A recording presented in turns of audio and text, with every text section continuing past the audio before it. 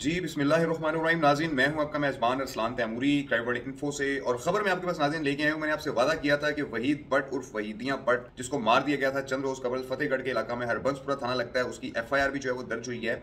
और उसमें ये है नाज़रीन कि इस शख्स को क्यों मारा गया, कैसे मारा गया। FIR भी मेरे पास आ चुकी हुई है और मुद्दईयान ने जो है वो FIR दर्ज करवाई है। और FIR में लिखा हुआ है कि इनका कोई साबका रंजिश चल रही थी, मुकदमाबाजी चल रही थी एजाज वगैरह के साथ और अशरफ वगैरह के साथ, जिन्होंने मलक आरिफ के इमाम के ऊपर जो है इसे मारा है।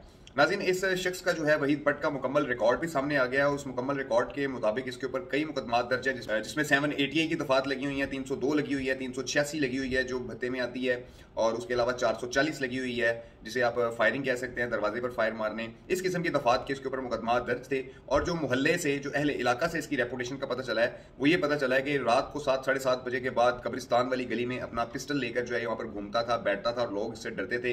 हर आने जाने वाले को जो है ये शख्स छेड़ता था।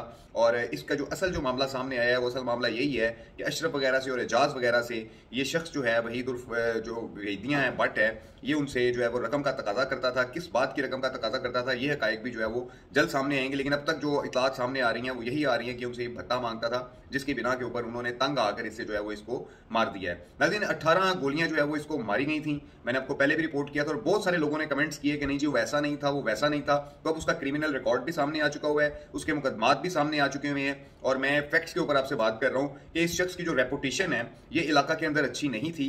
लेकिन इसका चूंकि इसको मारा गया है, एक क्राइम हुआ है, जिन्होंने क्राइम किया है उनके खिलाफ भी पुलिस कार्रवाई कर रही है और उनकी गिरफ्तारी के लिए जो वो कोशिशें पुलिस की जो जारी हैं। और जिन लोगों को 109 में भी नामजद किया गया, 109 नाज़रीन वो होती है कि जिनके मशवरा के ऊपर, इमा के ऊपर जो है ये शख्स को मारा गया है। और जो इमा के अंदर जो लोग बताए जा रहे हैं वो मलक आरिफ है और उसमें 1-2 लोग और हैं।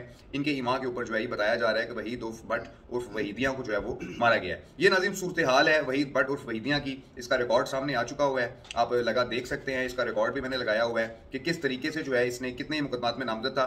नाज़रीन, इसने अपनी भाभी को भी जो मार के दफन कर दिया था और बाद अज़ां बड़े अरसे के बाद पता चला कि इसने अपनी भाभी को मारकर जो है वो दफन किया हुआ है। फिर पुलिस ने जो है वो उसकी जो बॉडी है वो बाहर निकाली और इसको जो है वो जेल भेज दिया। उस मुकदमे में भी ये जेल था और उस मुकदमे में ये रिहा होकर आया था बेसिकली। लेकिन इसके ऊपर जो मैंने आपको दफात बताई है 7 ATA 386 440 बड़े संगीन दफात के तहत मुख्तलिफ मुकदमात दर्ज थे, जिससे अंदाजा हो सकता है कि इस शख्स की जो कार्रवाइयाँ इलाका के अंदर किस किस्म की थी और किस किस्म का उठना बैठना था।